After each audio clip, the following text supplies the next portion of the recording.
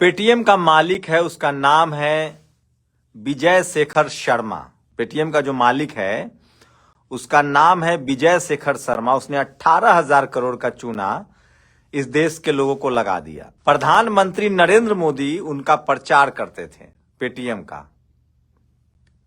इस देश में विजय माल्या भाग जाए कोई बात नहीं है, कोई 18,000 करोड़ का चूना लगा दे कोई बात नहीं है, जी ग्रुप का मालिक करोड़ों का चूना लगा दे कोई बात नहीं, अनिल अंबानी करोड़ों का चूना लगा दे कोई बात नहीं है, 100 करोड़ वाले न जाने कितने बिजनेसमैन इस देश के भाग गए, उस पर कोई बात नहीं होगी।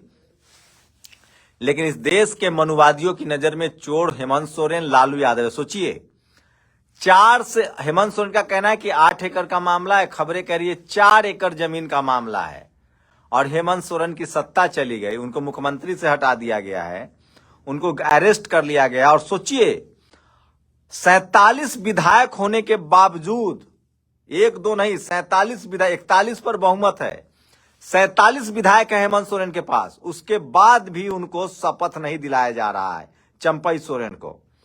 आपको लगता है कि ये सब भ्रष्टाचार से लड़ रहे हैं और इस देश के टीवी अखबार मनुवादियों को मोर्चे पर लगा दिया गया है।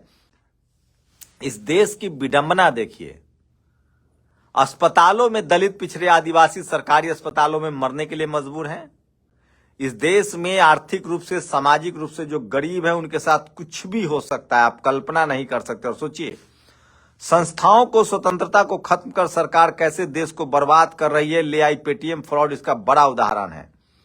प्रधानमंत्री की तस्वीर के साथ अखबारों में फुल पेज विज्ञापन देने वाली पेटीएम के फ्रॉड पर सेबी और आरबीआई जैसे नियामक संस्था मूकदर्शक बने रहे। जनता की मेहनत की कमाई लूटकर बनी बहुत सी कंपनियां ऐसे ही राजनीतिक संरक्षण को बचा रखा है।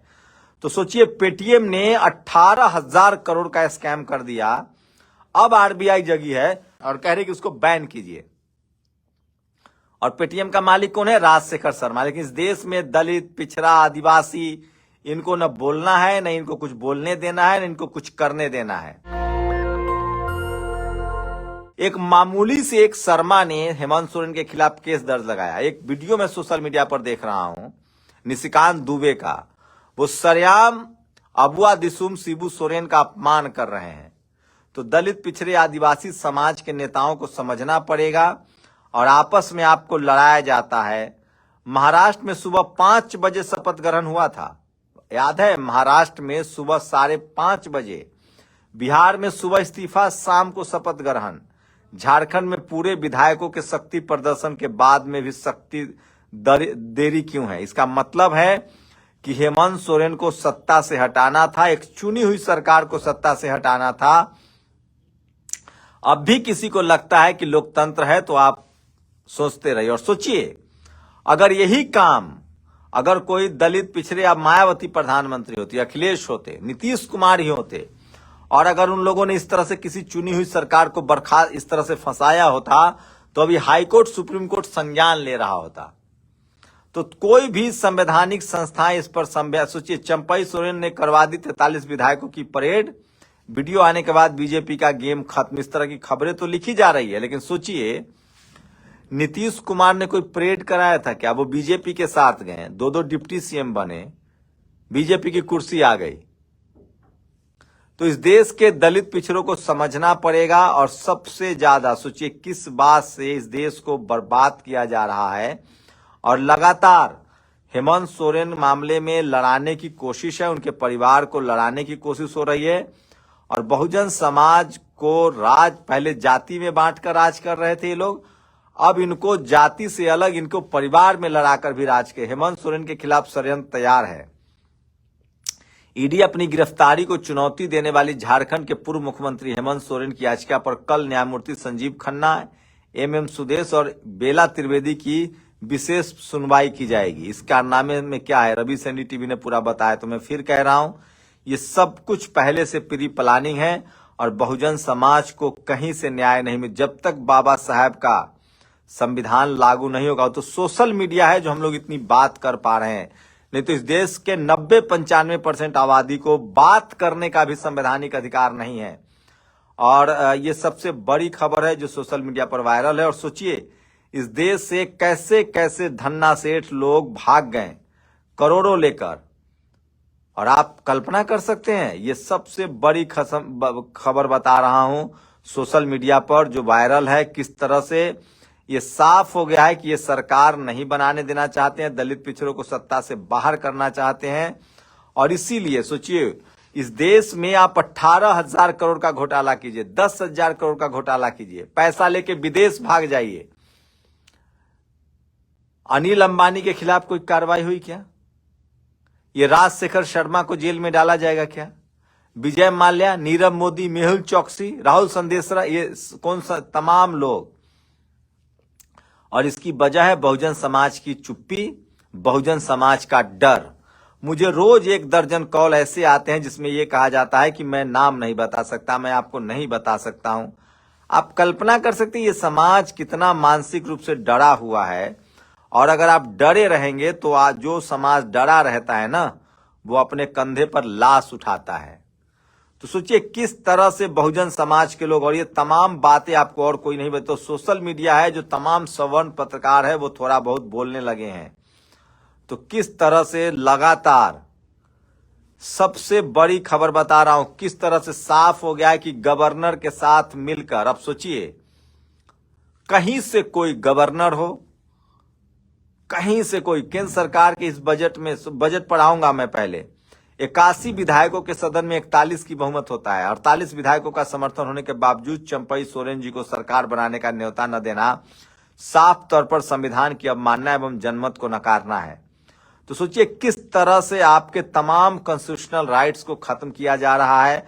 और अब भी अगर SC ST OBC के नेता नहीं बोले तो कल उनके साथ भी होगा, चाहे वो कोई भी नेता हो। इस सबसे बड़ी खबर बता रहा हूं, और ये सबसे बड़ी खबर बता रहा हूं जो सोशल मीडिया पर वायरल है। और आप कल्पना नहीं कर सकते हैं किस तरह से लगातार बहुजन समाज को बांटा जा रहा है सोशल मीडिया के जरिए। और सोचिए बजट पर क्या कहेंगे आप? इस देश में बजट पर मैं 2 ही बात कहूंगा बहुजन समाज को, कि SC ST OBC के लिए अलग से बजट का प्रावधान है, आपको पता है, लेकिन आपको नहीं बताया जाएगा। ना आपका खर्चा, बजट का प्रावधान बाबा साहब ने संवैधानिक प्रावधान कर दिया है कि SC ST OBC को उसके संख्या के अनुपात में उसके लिए बजट चाहिए।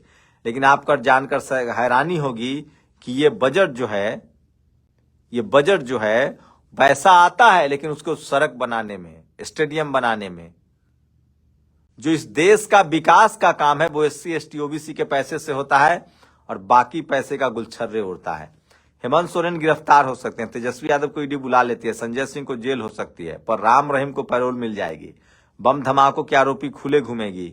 यौन शोषण के आरोपी ब्रजभूषण गिरफ्तार नहीं होता है क्योंकि वो वॉशिंग मशीन में धुल करते। तमाम सोशल मीडिया पर लोग खबरें लिख रहे हैं, बोल रहे हैं, और सोशल मीडिया न होता तो हम लोग बोल भी नहीं पाते। लेकिन धीरे धीरे बहुजन समाज के लोग जाग रहे हैं, बोल रहे हैं। और सबसे बड़ी खबर, और सोचिए आज की सबसे बड़ी खबर है, किस तरह से सोशल मीडिया पर ये दिखा रहा हूं कि किस तरह से हेमंत, हम 15-16 घंटे से इंतजार कर रहे हैं, जब अन्य राज्यों में 2 घंटे के भीतर शपथ दिला दी जाती है। चंपई सोरेन का ये बयान आया है, आदिवासी समाज जितना देर करके बीजेपी इंतहा कर रही है, बीजेपी एक्सट्रीम कर रही है, और उसको इसकी कीमत चुकानी पड़ेगी। और बजट पर मेरी वही लाइन है जो मायावती जी की लाइन, उन्होंने 2 ट्वीट किए हैं। केंद्र सरकार द्वारा लोकसभा चुनाव से पूर्व संसद में आज पेश बजट जमीनी वास्तविकताओं से दूर, चुनावी लुभावनों वाला ज्यादा। इस प्रकार देश की जनता की अपार गरीबी, बेरोजगारी, बढ़ती हुई महंगाई आदि से त्रस्त जीवन को नकारना अति दुखद एवं चिंतनीय। इसके साथ ही देश की अर्थव्यवस्था एवं विकास संबंधी सरकारी दावों एवं वादों में जमीनी सच्चाई होती तो फिर यहाँ 80 करोड़ से अधिक लोगों को फ्री में राशन का मोहताज जीवन जीने को मजबूर नहीं होना पड़ता।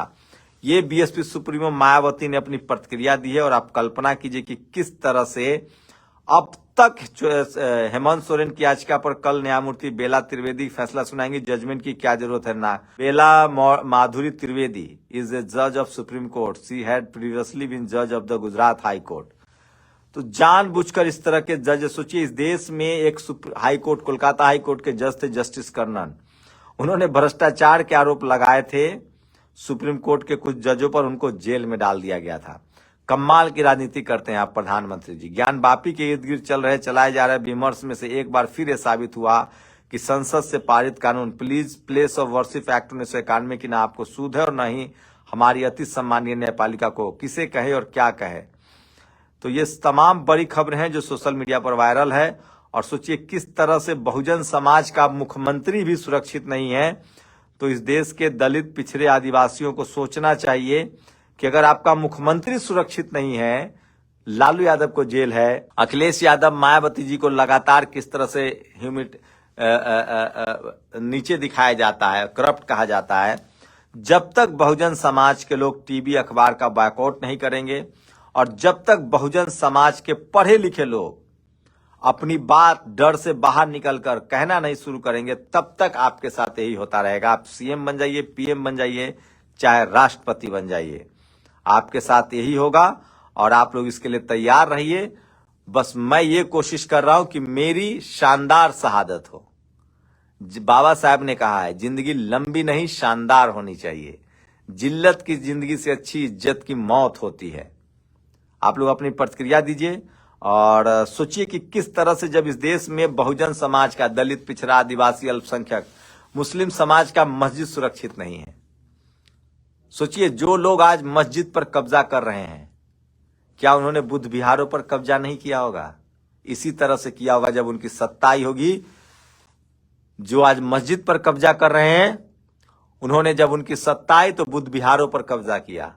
जो आज दलित पिछड़े आदिवासी चुने हुए मुख्यमंत्री को बेइज्जत करते हैं, जेल में डालते हैं, क्योंकि चपरासी से लेकर चीफ जस्टिस तक, इसी तरह से उन्होंने आपके राजाओं महाराजाओं को, चंद्रगुप्त मौर्य हो, घनानंद हो, सम्राट अशोक हो या शिवाजी महाराज हो, संभाजी महाराज हो, यहां तक कि महाराणा प्रताप के खिलाफ भी इसी तरह की कॉन्स्पिरेसी की गई है। समझिए आप लोग, उन्होंने आप पहले बुद्ध विहारों पर कब्जा किया, आज मस्जिदों पर कब्जा कर रहे हैं। यही लोग हैं जिन्होंने आपके राजाओं महाराजाओं को भी धोखा से छल किया और ये आज आपके संविधान के बाद चुने हुए सीएम, पीएम, राष्ट्रपति के साथ भी छल करते हैं।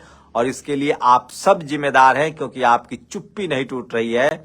और जो समाज डरता है, जो समाज सड़कों पर नहीं निकलता है, अपना पसीना नहीं बहाता है, जवान नहीं चलाता है, वो समाज शोषित और वंचित रहता है। और सबसे बड़ी बात, दलित पिछड़े आदिवासी बहुजन समाज के लिए अपने ही लोगों की आलोचना करना, अपने ही लोगों को नीचे दिखाना, ये मानवीय स्वभाव नहीं है, पिछड़े समाज का स्वभाव है। और सोचिए, आपस में बांटो और राज करो, ये अंग्रेजों की नीति नहीं थी, ये मनुवादियों की नीति है। आप लोग अपनी प्रतिक्रिया जरूर दीजिए। शुक्रिया।